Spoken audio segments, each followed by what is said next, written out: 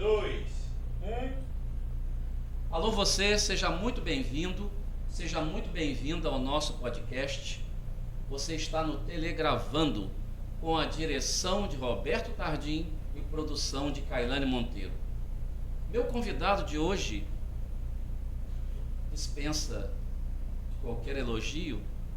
Ele é coordenador, ele é doutor, ele faz parte da coordenação de telecomunicações, professor Slavson Mota, mas as pessoas não sabem que ele, em off, ele é músico. Sim, ele é músico, ele toca saxofone e fez parte de um grupo musical gospel dos anos 80, 90, se não me falha a memória, 80, 90, chamado Hagios, muito famoso na época, e eu acompanhei, tive o privilégio de acompanhar. Professor Slavson Mota, seja bem-vindo ao nosso canal. Obrigado a você aí pelo convite. Estar aqui é uma alegria, satisfação muito grande, poder conversar com você.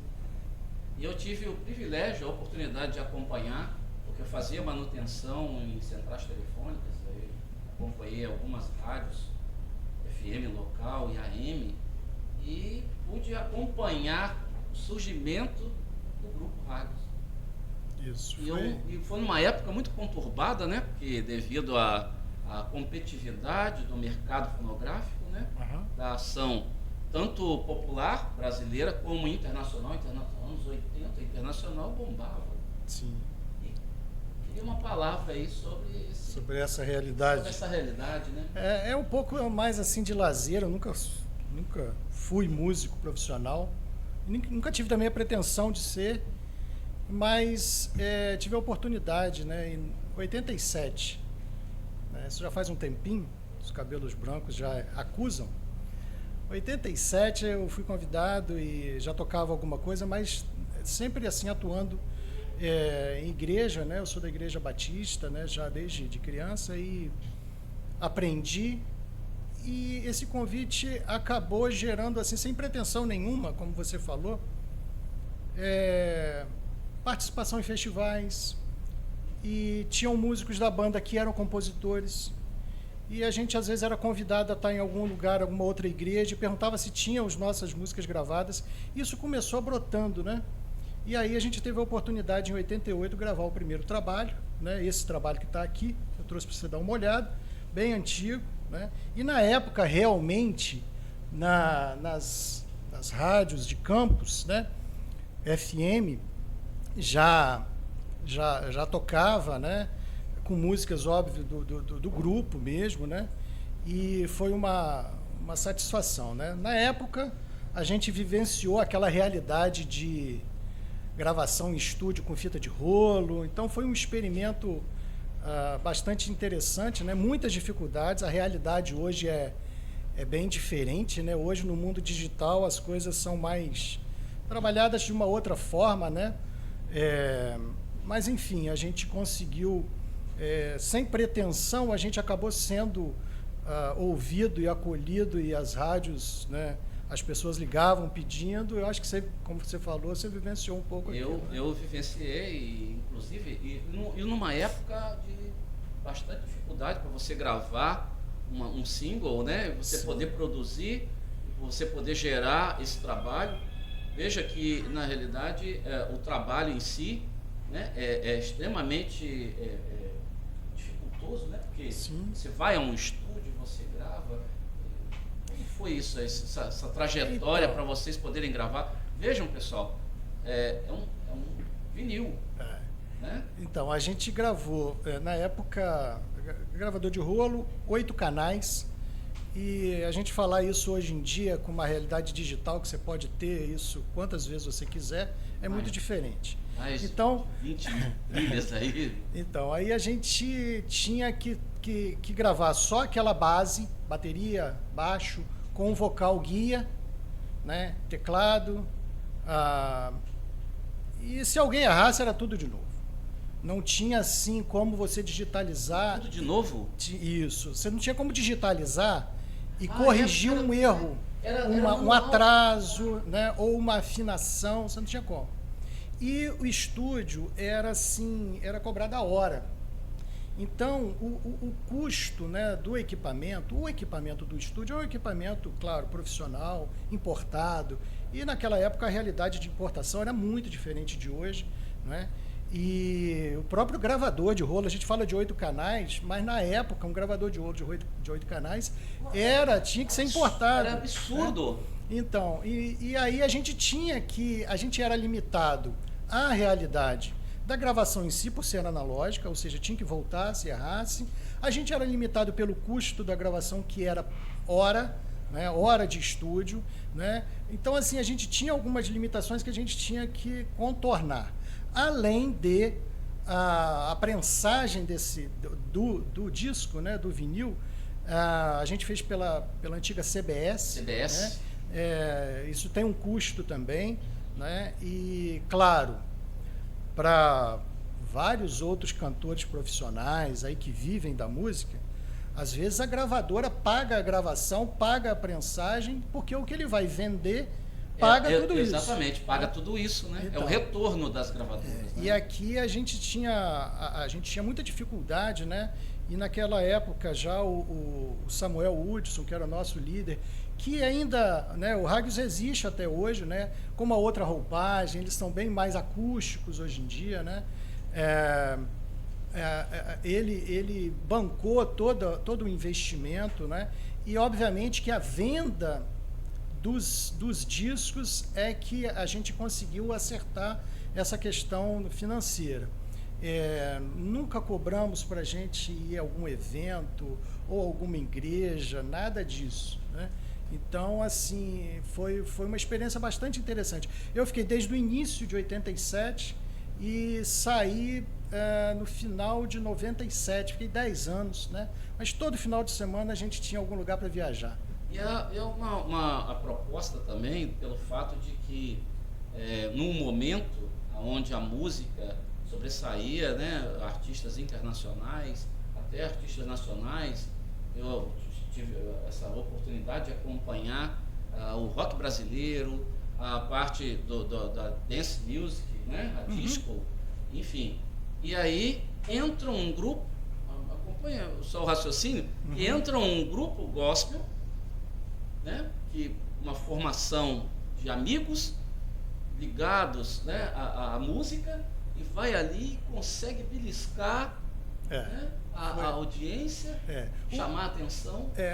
Até por uma questão assim, por ser gospel, né, o nosso estilo é assim bem, né, uma balada, um pop rock no máximo, assim, mas tinha a questão da letra também, da composição. E como você falou, eu considero... Um desafio. A gente fazia por gosto mesmo. Amor mesmo. Porque a gente gostava de tocar junto. Né? E todo final de semana, né? E isso era muito gostoso, foi tranquilo. Não foi feito com um olhar da questão financeira, porque não tinha ninguém a pretensão de viver daquilo dali. Né? Então a gente fez por amor mesmo. E as coisas foram acontecendo. Numa época, como você falou, assim, eu particularmente acho, né, que a música, né, dessa época, estou falando de forma secular, né, década de 70, 80, início da década de 90, realmente a gente tem aí, estou falando de MPB, estou falando e não só da realidade brasileira, vários gêneros musicais. De qualidade. Né, muita coisa boa, muitas bandas, né, que começaram naquela época, né, tanto no meio gospel quanto no meio secular, mas assim de muita qualidade, né? Com o passar do tempo a coisa foi assim, é uma opinião pessoal, né? Mas aquela realidade era de muita coisa boa que a gente ouve até hoje, né? Na conversa informal que nós tivemos antes do nosso podcast, você me apresentou um livro. E você faz parte, né? Você é um dos... foi uma outra oportunidade que eu tive também. Foi um pouquinho desse livro aí que eu estava vendo. Tem algumas coisas até aqui dentro. Inário para o culto cristão. Inário, né? Para o culto cristão. Isso. Eu tive a oportunidade de fazer a musicografia desse trabalho aí. Claro, era Você uma realidade. Isso você foi fez parte, né, sim, foi. dessa produção. A parte da musicografia, basicamente, seria. A gente tinha, na época, um software for DOS ainda, né? Nossa! Aquela de tela preta. Tela preta. E, basicamente, os pentagramas, enfim, as notas, os espaçamentos, obviamente que não era trabalho nosso de autoria nossa, né, musical. Mas foi uma época de transição. Eu trabalhei na Juerp por 5 anos, era uma editora gráfica dessa realidade gospel também, e foi um outro trabalho artístico que eu pude participar, né? Foi, na verdade, o meu primeiro emprego. Fiquei lá por 5 anos e eu tive grata satisfação de poder estar contribuindo, né, com esse trabalho também. E basicamente era o seguinte: a musicografia é passar do que o compositor, né, ou versões escritas de alguma outra forma para um padrão, né, para todas essas músicas que substituiu um outro inário, né, antigo que as igrejas evangélicas utilizavam, né, e aqui com uma nova roupagem, tonalidade, outros termos também, a questão teológica, tudo isso foi analisado antes, né, mas o que coube a mim foi a parte da musicografia. Para a gente, a última pergunta que eu queria, né, porque eu sei que o tempo nosso é um pouco limitado, mas a última pergunta, voltando ainda insistentemente da música. O que representa a música para você? O que você, apesar de você utilizar a música não da forma profissional, né, apesar de ter gravado o seu, né, com o grupo, Águios, e ter produzido essa obra fantástica, eu tive o privilégio de ouvir, e queria saber a opinião sua quanto à música. O que você entende por música para as pessoas? Seria o que para você? Uma forma de quê? Eu, assim, música, eu tenho para mim como sendo algo inicialmente como lazer, mas bem mais do que isso, até como uma terapia, principalmente quando você toca em conjunto. Saxofone é um instrumento solo. Você depende de uma harmonia, de um violão ou de um teclado para criar alguma coisa. E eu tenho um prazer muito grande de tocar com uma galera que gosta de tocar. E quando a gente tem entrosamento na música, igual um time de futebol que consegue jogar redondo, às vezes a gente sabe o que o outro vai fazer, e em termos de dinâmica, em termos de sonoridade, de volume, né? Eu entendo dessa forma. Aliás, a música, eu não sei se acontece com outras pessoas, né? Mas quando eu ouço uma música, por exemplo, do início da década de 90, eu me lembro onde eu estava. Meada da década de 80, eu conheço isso, eu vivia essa época, então traz memória. Então, eu acho que a música é um pouco de tudo isso. Não sei se eu consegui responder, mas assim, é a minha forma de é o meu lazer. Né? Para mim é o meu lazer. Eu não sei se eu viveria sem. Eu gosto de música, amo música. Minha hora de folga, meu lazer é música.